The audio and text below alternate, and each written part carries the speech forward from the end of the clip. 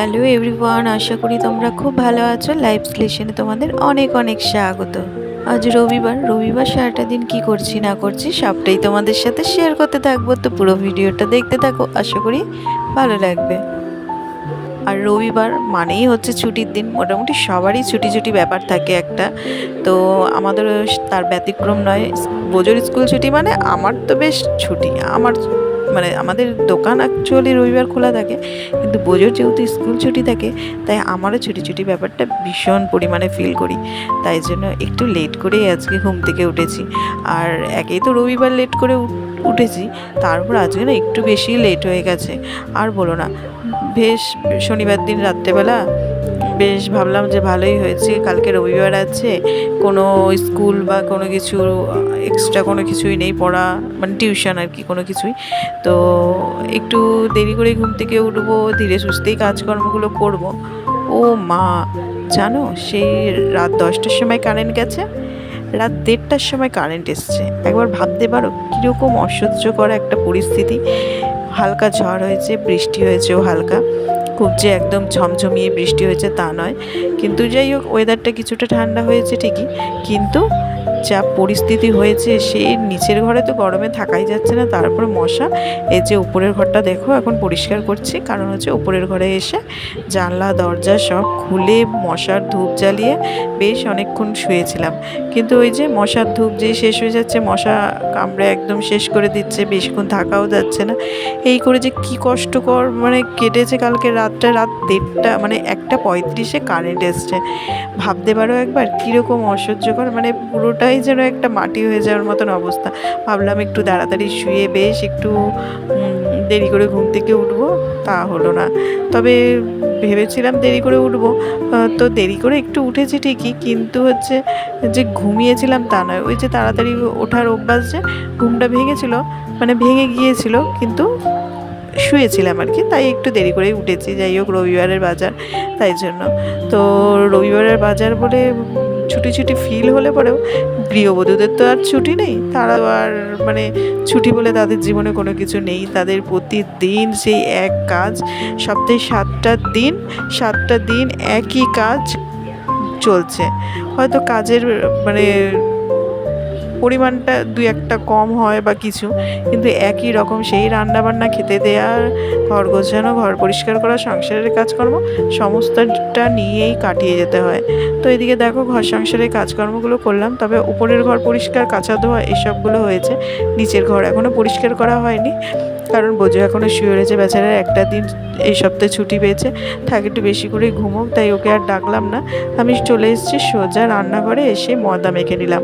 অনেক দিন পর মানে ব্রেকফাস্টে কিছু স্পেশাল কিছু করছি, তারপর রবিবারের বাজার, তাই ভাবলাম একটু লুচি হলে পরে মন্দ হয় না কিন্তু। তাই বরমশাইকে সকালবেলায় জিজ্ঞেসলাম কী ব্যাপার, লুচি খাবে নাকি আজকে?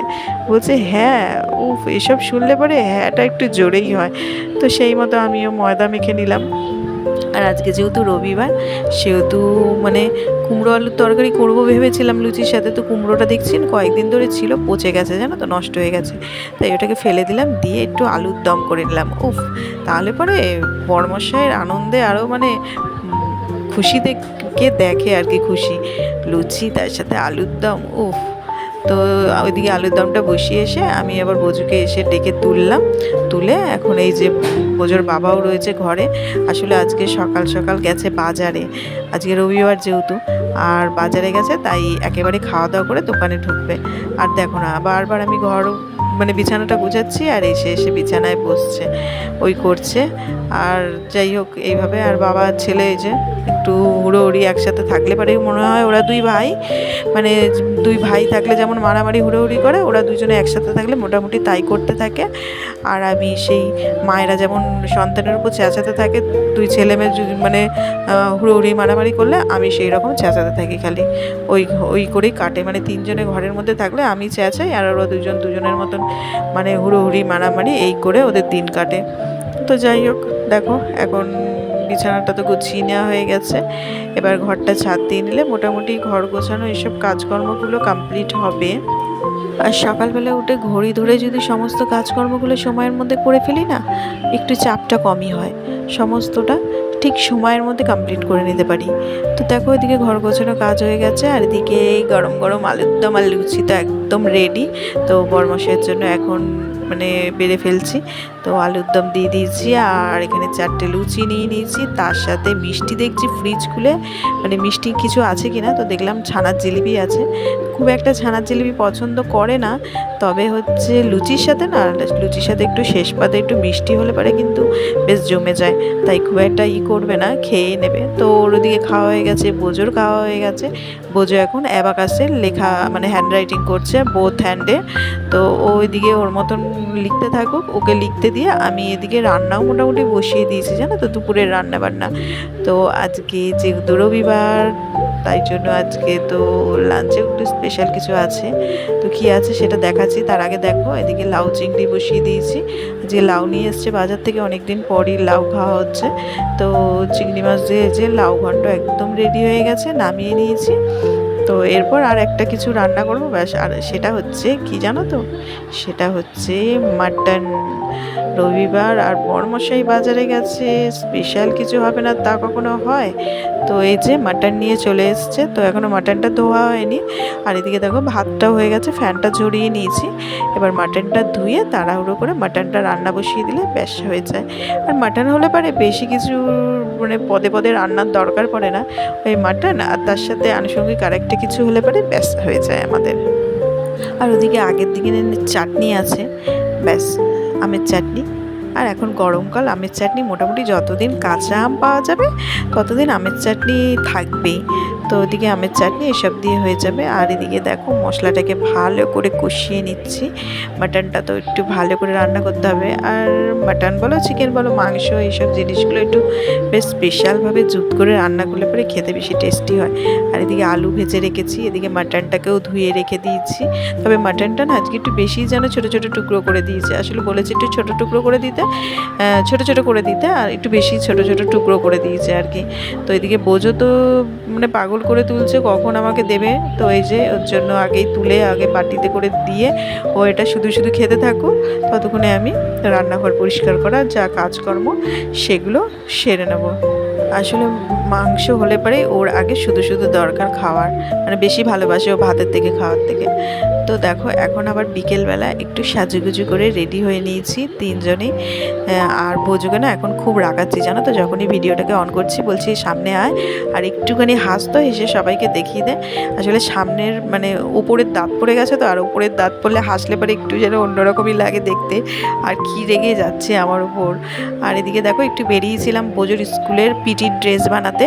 তো ওটা বানাতে দিয়ে এই যে একটুখানি একটা দোকানে ঢুকেছিলাম একটা চাদর কিনতে। আমার যে গায়ে দেওয়ার চাদরটা সেটা মানে ওই শোয়ার সময় যেটা গায়ে দিই, সেই চাদরটার তো একদম দুর্ভিক্ষ অবস্থা, ছিঁড়ে একদম অবস্থা খারাপ, তাই একটা নতুন গায়ে দেওয়ার চাদর কিনে নিয়ে আসলাম। আর বোঝো এখন পড়তে বসছে, ওকে পড়াতে বসিয়েছি। তো যাই হোক স্কুলের পড়াশোনাটা 2-1 দিন হয়নি মাঝে, তো ভাবলাম যে না ফেলে রাখলে পরে অনেক জমে যাবে। তো প্রতিদিনই এখন স্কুলে অনেক কাজ করাচ্ছে, তাই ভাবলাম না স্কুলে যে কাজগুলো নতুন করিয়েছে সেগুলো করিয়ে ফেলি, আবার হোমওয়ার্ক কিছু দিয়েছে সেগুলোও কমপ্লিট করিয়ে দিই। তো সেই জন্য ওকে নিয়ে একটু পড়তে বসিয়েছি, কিছুক্ষণ পড়তে বসিয়ে নিই। এদিকে বোজোর বাবা দেখো খাবার নিয়ে এসছে সন্ধেবেলা। বোজোর বাবা খাবে হচ্ছে ব্রেড আর তার সাথে ঘুগনি। তো ওকে যে ব্রেডটা সেঁকে দিলাম, ঘুগনি দিলাম, আর বোজো খাবে হচ্ছে পাপড়ি চাট। ওর খুব পাপড়ি চাট খাওয়ার ইচ্ছা হয়েছে, তাই বোজোর বাবা এদিক ওদিক খুঁজে পাপড়ি চাট নিয়ে আসলো। আসলে সব জায়গায় তো আর পাপড়ি চাটটা হুট করে পাওয়া যায় না, তাই এদিক ওদিক খুঁজে পাপড়ি চাট নিয়ে এসছে ছেলের জন্য।